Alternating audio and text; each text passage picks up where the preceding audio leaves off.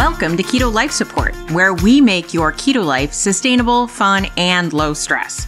I'm Kim Howerton, and I'll be coming to you weekly with some of my keto besties to bring you the practical, real-world keto advice that you need. Quick disclaimer, I am not a doctor, and even if we do have a doctor in the house from time to time, he or she is not your doctor, and nothing we say on this show should be taken as medical advice. Always check in with a trusted medical professional about your own personal medical concerns. Hello and welcome to Keto Life Support. This is Kim Howerton with episode number 184. And it's time for a little Kim update.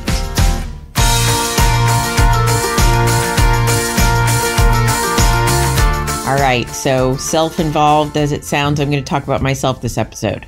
But some of you are asking, and I'm filling in, and I try and lead by example. Sometimes don't do what I did. Sometimes this might work, right? So let's talk about what's going on with me. Some of you may have noticed that over the summer and into the fall, I've been taking a little bit more of a break from social media and not have been as active on it. It's been a time when I needed a little grounding, and sometimes too much social media is a little unsettling. I've also, I don't think it's a mystery, over the last, year? 9 months? This year, the 2023 timeline, which is almost over, goodness sake, I've been in this a little bit conflicted space around wanting to lose some more body fat, but also not really feeling mentally in the right place to do so, and letting myself get a lot bit, tied up in a knot around it, right? And making sort of half-hearted attempts and then being like, no, and back and forth. And it's led to me having some emotional reactions to it, to the point where I think I explained this a couple months ago that I was like, look, I'm not doing that right now. I'm taking a break. I'm doing a reverse diet. I'm going to stop bashing my head into this brick wall and just take care of myself, get back to the gym, back to my fitness habits, get my steps in, eat good food that is healthy for me and makes me feel good, and not overeat, and, do all of those things where I'm like, okay, I'm just going to live my life and try and not make it all about what the number on the scale says.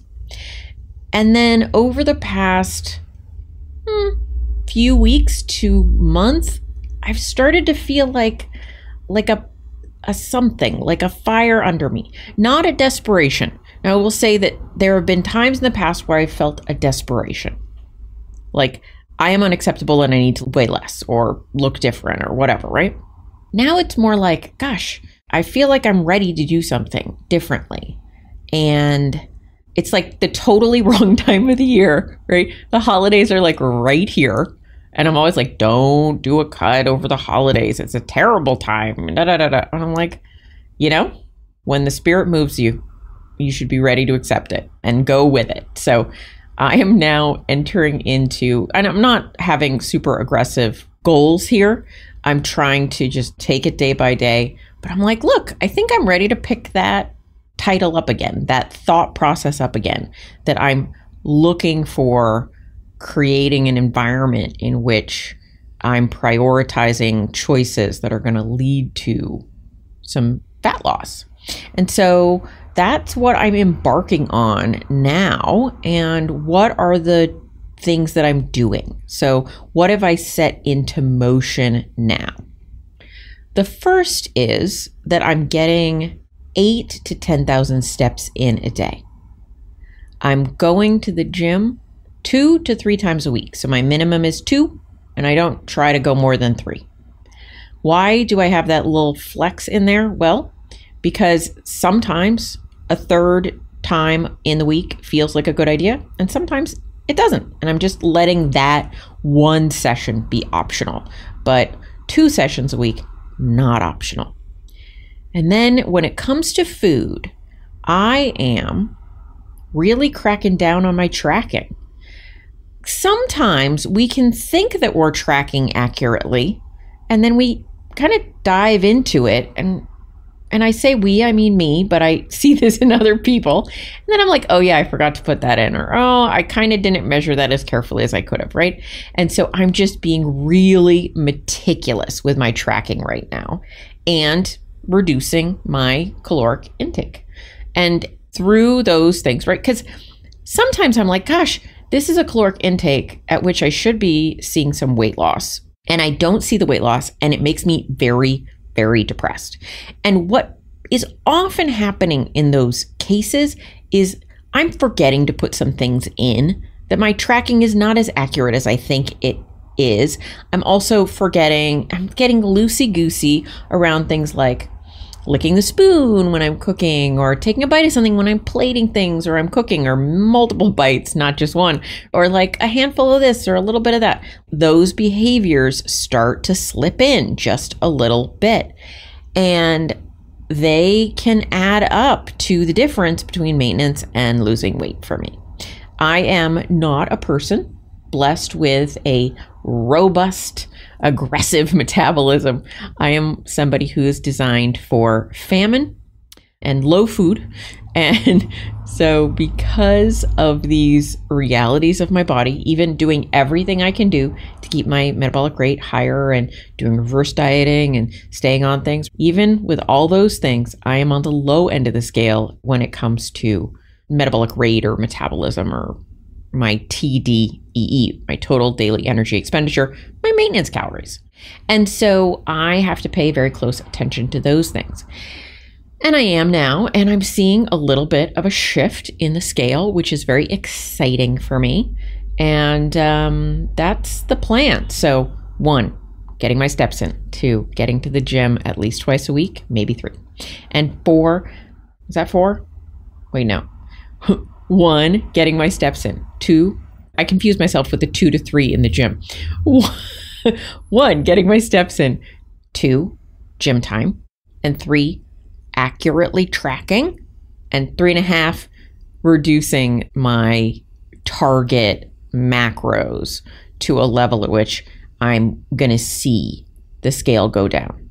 Not aggressively. I'm not trying to lose 5 pounds a week. That just is not, I'd have to eat like negative calories. Just impossible physiologically for me. I guess you could do that if you're completely fasting and you were exercising a lot more than normal. I guess that's kind of negative. Anyway, don't do that. And so that's my plan for the coming months. I will kind of keep you updated on how it's going. Maybe I'll do a little intros here and there with other episodes, so that I can keep you posted on what my progress is looking like. I would like to enter 2024 and go into that spring in kind of a different place than I've spent 2023. You know, the good news is I haven't felt completely out of control. I haven't put back on a ton of weight. The scale has crept up a bit, and I've talked about that in previous episodes. In a reverse diet, you expect that to happen, but I'm ready. I'm just ready for things to feel different, and to feel more than just for me to be in a smaller body, really. It's for a level of agency that I often feel when I'm doing something like trying to lose weight and then seeing the effect happening. Because I think we all know there's nothing quite as depressing as thinking you're doing something that should cause a change and then not seeing the change. And while I know there are some times that that's unavoidable, and last year at a lot of times I was like, look, I got to get in alignment with what is, because what I want and what is happening are not the same thing, and I'm driving myself nuts. And so now I'm like, okay, let's be ready now to jumpstart this thing, get it moving, and see some changes happening. So I'm just really starting, so I don't have a lot of details yet, but as I go through the next several months, I'm hoping to share more details with you about what's been working this time around for me and what still needs improvement as we go. Because I went from obese to overweight, and then to not so overweight. And now I'm just sort of hovering in a space where I'm like, I could be leaner, and looking to handle that with some changes in this end of the year into the new year period. So I'll be sure to keep you appraised of what's going on. And if you have any questions, you can find me at kim@kimhowerton.com. or on my social medias. All right, talk to you soon. Thank you so much for joining us for this episode of Keto Life Support. Want more information?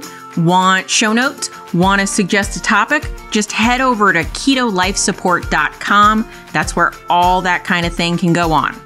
By the way, I have a request.